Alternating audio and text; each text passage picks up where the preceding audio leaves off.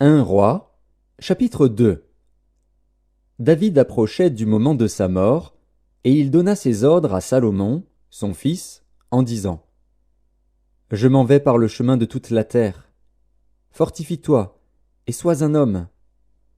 Observe les commandements de l'Éternel, ton Dieu, en marchant dans ses voies, et en gardant ses lois, ses ordonnances, ses jugements et ses préceptes, selon ce qui est écrit dans la loi de Moïse, afin que tu réussisses dans tout ce que tu feras et partout où tu te tourneras, et afin que l'Éternel accomplisse cette parole qu'il a prononcée sur moi, si tes fils prennent garde à leur voie, en marchant avec fidélité devant moi, de tout leur cœur et de toute leur âme, tu ne manqueras jamais d'un successeur sur le trône d'Israël.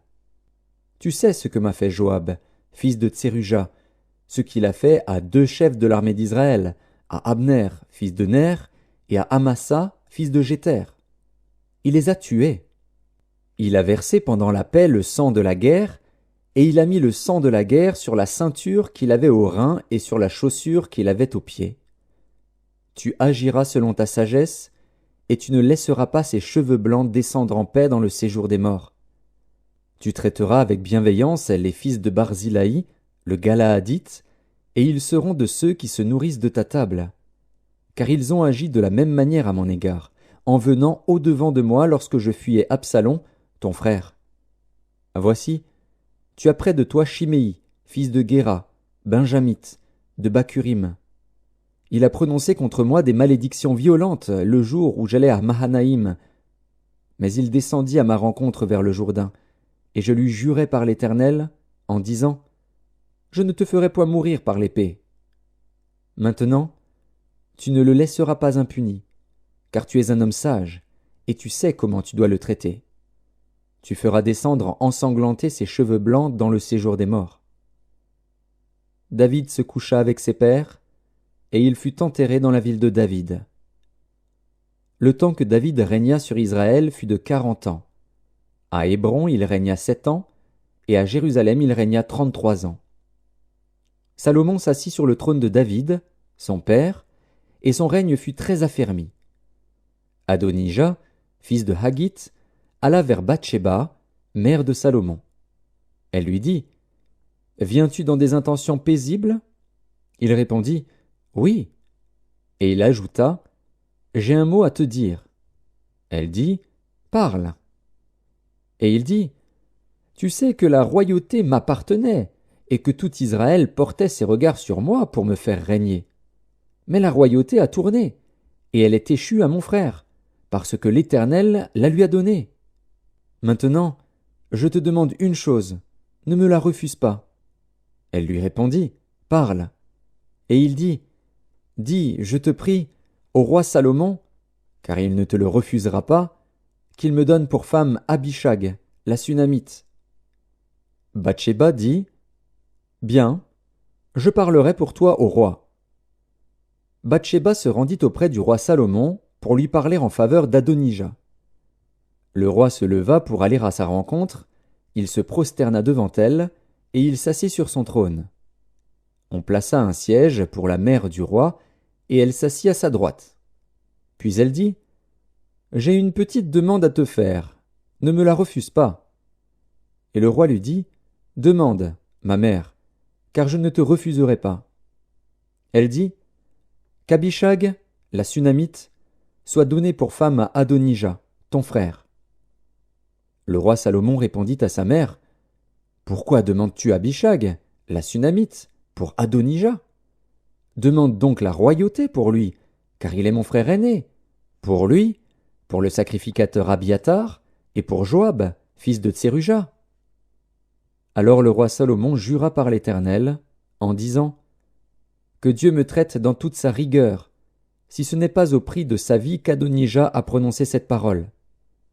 Maintenant, l'Éternel est vivant, lui qui m'a affermi et m'a fait asseoir sur le trône de David, mon père, et qui m'a fait une maison selon sa promesse. Aujourd'hui Adonija mourra. Et le roi Salomon envoya Benaja, fils de Jéhojada, qui le frappa, et Adonija mourut. Le roi dit ensuite au sacrificateur Abiatar: Va-t'en à Anathoth dans tes terres, car tu mérites la mort. Mais je ne te ferai pas mourir aujourd'hui, parce que tu as porté l'arche du Seigneur l'Éternel devant David, mon père, et parce que tu as eu part à toutes les souffrances de mon père. » Ainsi Salomon dépouilla Abiathar de ses fonctions de sacrificateur de l'Éternel, afin d'accomplir la parole que l'Éternel avait prononcée sur la maison d'Élie à Silo. Le bruit en parvint à Joab, qui avait suivi le parti d'Adonija, quoiqu'il n'eût pas suivi le parti d'Absalom. Et Joab se réfugia vers la tente de l'Éternel et saisit les cornes de l'autel. On annonça au roi Salomon que Joab s'était réfugié vers la tente de l'Éternel et qu'il était auprès de l'autel.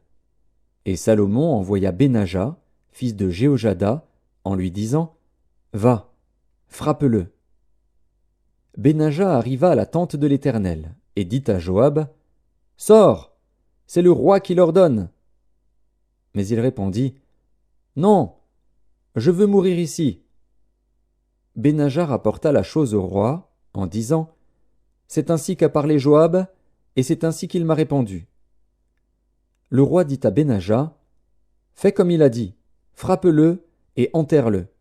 Tu ôteras ainsi de dessus moi et de dessus la maison de mon père le sang que Joab a répandu sans cause.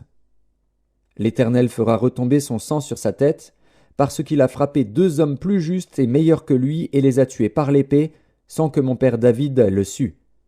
Abner, fils de Ner, chef de l'armée d'Israël, et Amasa, fils de Jéter, chef de l'armée de Juda. Leur sang retombera sur la tête de Joab et sur la tête de ses descendants à perpétuité. Mais il y aura paix à toujours, de par l'Éternel, pour David, pour sa postérité, pour sa maison et pour son trône. Benaja, fils de Jéhojada, monta, frappa Joab et le fit mourir. Il fut enterré dans sa maison, au désert. Le roi mit à la tête de l'armée Benaja, fils de Jéhojada, en remplacement de Joab, et il mit le sacrificateur Tsadok à la place d'Abiathar. Le roi fit appeler Chiméi et lui dit « Bâtis-toi une maison à Jérusalem, tu y demeureras, et tu n'en sortiras point pour aller de côté ou d'autre. Sache bien que tu mourras le jour où tu sortiras et passeras le torrent de Cédron, ton sang sera sur ta tête. » Chiméi répondit au roi « C'est bien, ton serviteur fera ce que dit mon seigneur le roi. » Et Chiméi demeura longtemps à Jérusalem. Au bout de 3 ans, il arriva que 2 serviteurs de Chiméi s'enfuirent chez Akish, fils de Maaka, roi de Gath.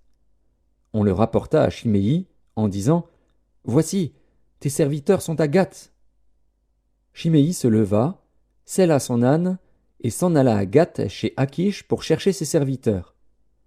Chiméi donc s'en alla, et il ramena de Gath ses serviteurs. On informa Salomon que Chiméi était allé de Jérusalem à Gath et qu'il était de retour. Le roi fit appeler Chiméi et lui dit « Ne t'avais-je pas fait jurer par l'Éternel, et ne t'avais-je pas fait cette déclaration formelle? Sache bien que tu mourras le jour où tu sortiras pour aller de côté ou d'autre. Et ne m'as-tu pas répondu « C'est bien, j'ai entendu. » Pourquoi donc n'as-tu pas observé le serment de l'Éternel et l'ordre que je t'avais donné? Et le roi dit à Chiméi, Tu sais au-dedans de ton cœur tout le mal que tu as fait à David, mon père. L'Éternel fait retomber ta méchanceté sur ta tête. Mais le roi Salomon sera béni, et le trône de David sera pour toujours affermi devant l'Éternel. Et le roi donna ses ordres à Benaja, fils de Jéhojada, qui sortit et frappa Chiméi. Et Chiméi mourut. La royauté fut ainsi affermie entre les mains de Salomon.